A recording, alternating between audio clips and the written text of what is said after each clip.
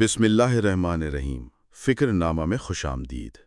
تصوف کی تاریخ میں وحدت الوجود وہ گہرا فکری مقام ہے جہاں نظر بصیرت کائنات کے ہر رنگ اور ہر نقش میں اسی ایک وجود واحد کی تجلی پاتی ہے۔ یعنی یہ وہ مقام ہے جہاں یہ مانا جاتا ہے کہ حقیقی وجود صرف ایک ہی ہے اور کائنات کی یہ تمام کثرت دراصل اسی ایک سورج کی کرنیں ہیں۔ مگر آج ہم معرفت کے ایک ایسے مقام کی طرف بڑھیں گے جہاں بندگی ایک نئے انداز میں سمجھ میں آتی ہے، ایک ایسا سفر جس کی گہرائیاں سب وہی ہے کہ وجدان سے شروع تو ہوئیں مگر پھر ایک ایسی حقیقت پر آن پہنچیں جسے سادہ الفاظ میں سب اسی سے ہے کہا جا سکتا ہے۔ اور یہ مشاہدہ اسی مجدد وقت کا خاصہ ہے جنہیں دنیا احمد سرہندی یعنی امام ربانی مجدد الف ثانی شیخ احمد سرہندی رحمۃ اللہ علیہ کے نام سے جانتی ہے۔ آئیے آج فکر نامہ میں ہم حضرت مجدد کے اسی منفرد فلسفے کی حقیقت کو سمجھتے ہیں جسے وحدت الشہود کہا جاتا ہے۔ اور دیکھیں، اس سارے سفر کو سمجھنے کے لیے سب سے پہلے ہمیں اس بنیادی ماخذ کی طرف جانا ہوگا جس پر آج کی یہ ساری گفتگو کھڑی ہے۔ ہمارے سامنے بنیادی طور پر مکتوبات امام ربانی ہیں، یعنی ان کے اپنے خطوط کا مجموعہ۔ بالکل جی، اور یہی بات اسے سب سے زیادہ دلچسپ بناتی ہے کیونکہ ہم ایک انسان کی انتہائی ذاتی، ایک نفسیاتی اور روحانی ڈائری کے اوراق پلٹ رہے ہیں۔ اس میں ایک باطنی مسافت کا احوال ہے، اور یہاں یہ واضح کرنا بہت ضروری ہے کہ ہم کسی بحث یا تقابل کے لیے نہیں بیٹھے۔ بالکل، یہ کوئی مناظرہ تو ہے نہیں۔ ایسا ہی ہے۔ تصوف کے تمام بزرگان دین اور ان کے جو روحانی مقامات ہیں، بالخصوص شیخ اکبر ابن عربی رحمۃ اللہ علیہ اور ان کا پیش کردہ جو نظریہ ہے، وہ اپنی جگہ نہایت قابل احترام ہے۔ ہمارا مقصد صرف اور صرف امام ربانی رحمۃ اللہ علیہ کے اس مخصوص سفر، ان کے روحانی ارتقاء کو سمجھنا ہے۔ اچھا، یہ بات اس پورے موضوع کو دیکھنے کا زاویہ ہی بدل دیتی ہے۔ مطلب ہم ایک انسان کے اندرون کے سفر کو اس کے اپنے الفاظ میں کھوجنے جا رہے ہیں۔ جی، اور یہ اندرونی سفر اس لیے بھی حیرت انگیز ہے کیونکہ یہ ایک ایسے وقت میں شروع ہوا جب باہر کی دنیا میں ایک شدید طوفان برپا تھا۔ 16ویں صدی عیسوی کا ہندوستان۔ جی، مطلب یہ جلال الدین محمد اکبر کا دور حکومت تھا ہاں۔ اور دربار اکبری میں ایک عجیب و غریب قسم کی فکری اور مذہبی کشمکش جاری تھی، جسے ہم بجا طور پر ایک شدید انتشار کہہ سکتے ہیں۔ نئے نئے عقائد گھڑے جا رہے تھے، مختلف تعلیمات کا ایک ملغوبہ سا تیار کیا جا رہا تھا۔ بالکل جی۔ تو ایسے ماحول میں جہاں ہر طرف شکوک ہوں، ایک ایسا شخص جو شریعت کا بہت بڑا عالم ہو، جس نے وقت کے تمام ظاہری علوم پر عبور حاصل کیا ہو، اس کا اس قدر گہرے باطنی سفر کی طرف مائل ہونا یہ ایک بہت بڑا سوال پیدا کرتا ہے کہ آخر کیوں؟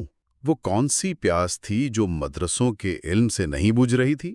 دیکھیں، یہ سوال ہی دراصل اس پورے سفر کی بنیاد ہے۔ ظاہری علوم جو ہے وہ انسان کو قاعدہ قانون اور حدود تو سکھا دیتے ہیں، مطلب علم کے انبار لگا دیتے ہیں، لیکن وہ جو خالق کائنات کے ساتھ تعلق ہے، اس کی قربت اور محبت کی جو آگ ہے جو قلب کو بے چین رکھتی ہے، وہ محض کتابوں سے تسکین نہیں پاتی۔ وہ ایک قلبی چیز ہے۔ بالکل۔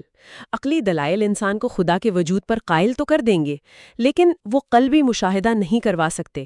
امام ربانی رحمۃ اللہ علیہ کو اسی قلبی مشاہدے کی تلاش تھی، اور ان کے سفر کا عملی آغاز تب ہوا جب وہ دہلی تشریف لے گئے اور وہاں ان کی ملاقات سلسلہ نقشبندیہ کے ایک انتہائی عظیم بزرگ حضرت خواجہ باقی باللہ رحمۃ اللہ علیہ سے ہوئی۔ اچھا، تو وہاں سے ایک طالب اور رہنما کا سفر شروع ہوا۔ ایسا ہی ہے۔ ایک سچے طالب کی ملاقات جب ایک کامل رہنما سے ہوتی ہے تو اندر کی دنیا میں انقلاب آ جاتا ہے۔ حضرت خواجہ باقی باللہ رحمۃ اللہ علیہ کی صحبت نے اس بے چینی کو ایک سمت دی، اور جب ہم مکتوبات پڑھتے ہیں تو پتہ چلتا ہے کہ جب انہوں نے اس راستے پر قدم رکھا تو ابتدائی مراحل میں ان پر وحدت کا بے انتہا گہرا رنگ غالب آ گیا۔ انہیں یوں محسوس ہونے لگا جیسے یہ پوری کائنات، یہ زمین، آسمان، درخت اور خود ان کی اپنی ہستی بھی، سب کچھ ایک بے کراں سمندر میں محض سایوں کی طرح ہے۔ اور پھر سب کچھ اس ایک وجود مطلق میں ضم ہوتا ہوا محسوس ہونے لگا۔ تصوف کی زبان میں اسے فنا کا نام دیا جاتا ہے، یہ بہت ہی لطیف مقام ہے جہاں انسان کو اپنے انفرادی وجود کا شعور تک نہیں رہتا۔ واہ! اس پر ایک ایسی روحانی محویت طاری ہو جاتی ہے جسے صوفیانہ اصطلاح میں سکر کہا جاتا ہے، یعنی ایک ایسی سرمستی، ایک روحانی نشہ جس میں خالق کی محبت اور اس کے وجود کا احساس اتنا شدید ہو جاتا ہے کہ نگاہوں سے مخلوق کی ہر پہچان مٹتی ہوئی نظر آتی ہے۔ صحیح۔ سکر کے عالم میں دراصل یہی ہوتا ہے نا، انسان کی جو باطنی آنکھ ہے، اس کا قلب، وہ اس نور کی جلالت سے اتنا خیرہ ہو جاتا ہے کہ اسے اس ایک نور کے سوا کچھ نظر ہی نہیں آتا۔ اور مکتوبات میں وہ خود بڑی تفصیل سے بتاتے ہیں کہ وہ اس ابتدائی مقام کی حلاوت، اس کی مٹھاس میں اتنا گم تھے کہ انہیں بے پناہ سکون مل رہا تھا۔ مطلب وہ وہیں ٹھہر جانا چاہتے تھے؟ جی، وہ ایک طویل عرصے تک اسی مقام پر ٹھہرے رہے۔ صحیح۔ نفسیاتی طور پر دیکھیں نا تو جب انسان اپنے سارے بوجھ اور فکروں کو ایک مطلق ہستی میں ضم ہوتا محسوس کرتا ہے تو وہ ایک عجیب سی بے فکری کا شکار ہو جاتا ہے۔ ان کا دل ہی نہیں چاہتا تھا کہ وہ اس سکر کے عالم سے باہر آئے۔ پھر تبدیلی کیسے آئی؟ یہاں ایک بہت اہم موڑ آتا ہے۔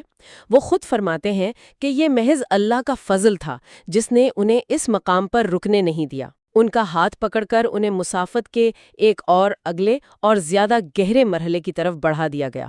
اس نئی حقیقت کو جو ان پر منکشف ہوئی اسے انہوں نے ذلیت کا نام دیا۔ ذلیت؟ لفظ ذل کا مطلب تو سایہ ہوتا ہے نا؟ جی ہاں، اور یہ وہ مقام ہے جہاں ادراک میں ایک انتہائی باریک لیکن فیصلہ کن فرق پیدا ہوتا ہے۔ ذرا اس لفظ ذل یعنی سائے کی حقیقت پر غور کریں نا۔ سایہ ہمیشہ اپنی اصل کا یعنی جس چیز کا وہ سایہ ہے اس کا محتاج ہوتا ہے۔ اصل کے بغیر تو سائے کا کوئی تصور ہی نہیں۔ ایسا ہی ہے، سایہ اپنے وجود کے آغاز کے لیے اور قائم رہنے کے ہر لمحے کے لیے اصل کا محتاج ہے۔ وہ خود سے نہ حرکت کر سکتا ہے، نہ اپنا وجود برقرار رکھ سکتا ہے۔ لیکن اس تعلق کا سب سے اہم پہلو یہ ہے کہ اس شدید محتاجی کے باوجود سایہ کبھی بھی اصل نہیں بن سکتا۔ مطلب اگر میرے ہاتھ کا سایہ دیوار پر پڑ رہا ہے تو وہ سایہ میرے ہاتھ کے وجود کی گواہی تو دے رہا ہے نا۔ وہ بتا رہا ہے کہ روشنی کے راستے میں کوئی ٹھوس چیز ہے، لیکن وہ سایہ بذات خود میرا ہاتھ تو نہیں ہے۔ وہ کبھی یہ دعویٰ نہیں کر سکتا کہ وہ وہی اصل ہے۔ بالکل جی، امام ربانی رحمۃ اللہ علیہ پر اسی ذلیت کے مقام پر یہ حقیقت آشکار ہوئی کہ یہ کائنات اللہ کی صفات کا، اس کی ربوبیت کا مظہر ضرور ہے، لیکن کائنات اور خالق ایک ہی ذات نہیں ہے۔ اللہ تعالیٰ کی ذات مطلق اپنی جگہ اصل ہے اور یہ پوری کائنات اس کے وجود کی ہر پل محتاج ایک الگ ہستی ہے، ایک مخلوق ہے۔ سکر کی حالت میں جو سب کچھ ایک لگ رہا تھا وہ دراصل نگاہ کا غلبہ تھا۔ ذلیت میں آ کر یہ واضح ہو گیا کہ سایہ اور اصل دو بالکل الگ حقیقتیں ہیں۔ پہلے سب کچھ مٹتا ہوا محسوس ہوا اور پھر آہستہ آہستہ چیزوں کی اصل حقیقت نکھر کر سامنے آنے لگی۔ بالکل۔ اچھا، جب ایک سالک اس مقام ذلیت تک پہنچ جاتا ہے اور اسے سائے اور اصل کی یہ محتاجی پوری طرح سمجھ آ جاتی ہے تو وہ اس سے آگے کس طرح بڑھتا ہے؟ وہ اس طویل مسافت کی کس منزل پر جا کر ٹھہرتا ہے جہاں نظریہ وحدت الشہود مکمل طور پر اپنی شکل اختیار کرتا ہے؟ کامل اور خالص بندگی کا مقام۔ صحیح۔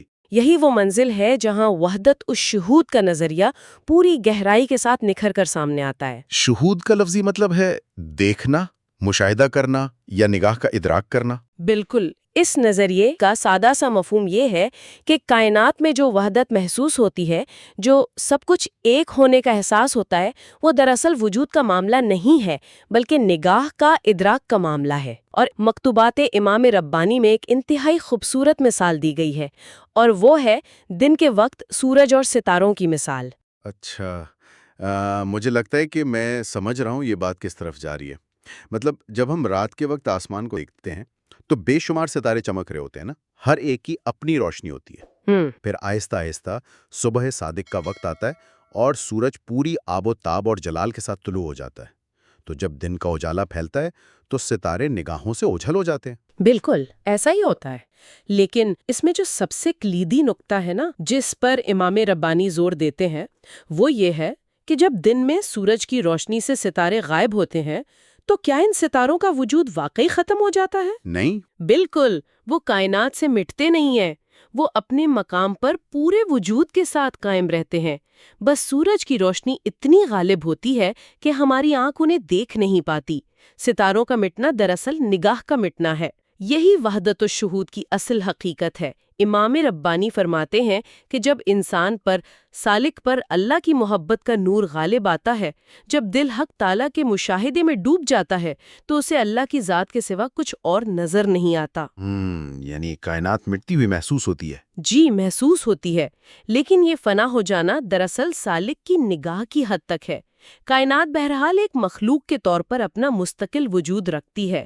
وہ حقیقت میں فنا نہیں ہوتی، محض نظر سے اوجھل ہوتی ہے۔ اسے صرف ایک ہی ذات کا شہود ہوتا ہے، اسی لیے اسے وحدت الشہود کہتے ہیں۔ کثرت موجود ہے، لیکن نظر وحدت پر ٹک گئی ہے۔ مطلب یہ سارا سفر کائنات کی تبدیلی کا نہیں، بلکہ سالک کے اپنے شعور کی تبدیلی کا ہے۔ کائنات اپنی جگہ اللہ کی محتاج مخلوق کے طور پر ایک ذل کے طور پر موجود ہے، مگر باطنی آنکھ صرف خالق پر مرکوز ہو گئی ہے۔ بالکل یہی بات ہے۔ لیکن جب سالک کو یہ سمجھ آ جاتا ہے کہ یہ محض میری نگاہ کا غلبہ ہے اور کائنات اپنا وجود رکھتی ہے، تو اس کی اپنے زندگی اور رویوں پر کیا اثر پڑتا ہے؟ یہیں سے وہ مقام شروع ہوتا ہے جسے تصوف کی زبان میں سہو کہا جاتا ہے۔ سہو؟ جی، سہو کا مطلب ہے کامل ہوش، مکمل بیداری اور بیدار شعور کی حالت۔